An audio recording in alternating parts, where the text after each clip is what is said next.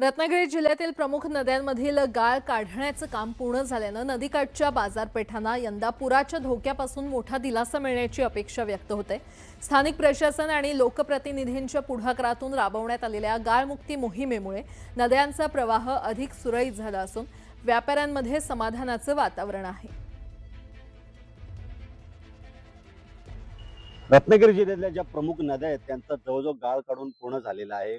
पाऊस काही दिवसावर ठेपलेला आहे।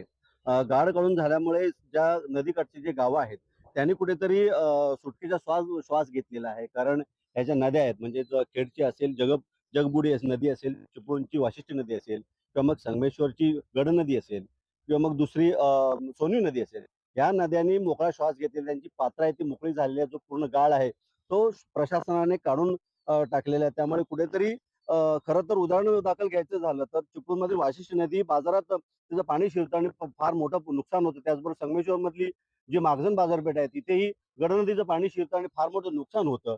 त्यामुळे यावेळेला कुठेतरी जो नदीकाठचे जे गाव आहेत ते मोकळा श्वास घेणार आहेत आणि जे व्यापारी आहेत ते कुठेतरी त्यांचं नुकसान होताना होण्यास वाचणार आहे। आपल्याबरोबर ह्या ज्या गडनदीचे जे रहिवासी आहेत नदीकाठचे त्यांच्याशी आपण बातचीत करणार आहोत। आता काय सांगाल, गाळ काढलेला आहे, काय भावना व्यक्त कराल? गाळ काढल्यामुळे खरोखर या परिसरातील म्हणजे आरवली बाजारपेठ असेल, खिरशेत बाजारपेठ असेल, मागजन बाजारपेठ असेल, याच्यावर अवलंबून असणाऱ्या जवळजवळ 30-40 गावांना खरोखर एक दिलासा मिळालेला आहे.